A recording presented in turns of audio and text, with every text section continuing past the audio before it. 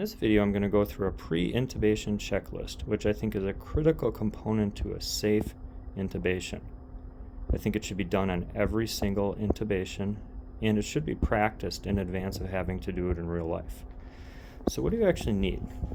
So you need some form of a checklist. It doesn't have to be just like this, but you should consider having components including clarifying roles, is difficulty anticipated, verbalizing the plan, including backup plan, verbalizing the plan if there's falling saturations, verbalizing the plan for sedation and analgesia, including post-intubation sedation and analgesia. Is your position optimized? Are hemodynamics optimized? Is oxygenation optimized?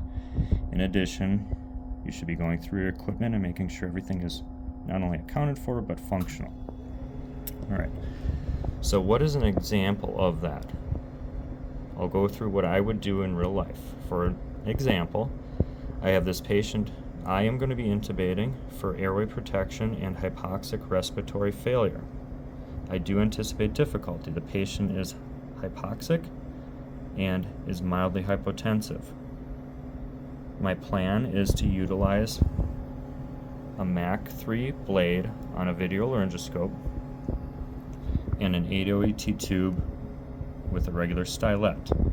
If I have difficulty, I will ask for a bougie and a 7.5 ET tube. If I still am unable to intubate the patient, I will ask for a number 4 eye gel, which is appropriately sized for this patient. If we have falling saturations, we will bag valve mask until saturations are improved and take another attempt.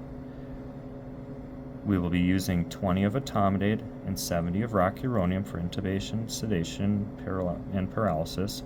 Following intubation, we'll use ketamine as needed for sedation and analgesia.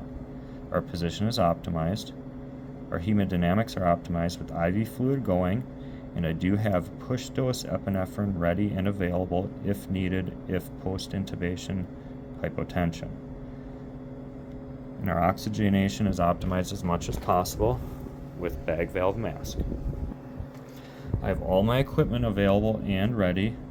I've tested and made sure end-tidal CO2 is ready to go to ensure appropriate placement and ventilation.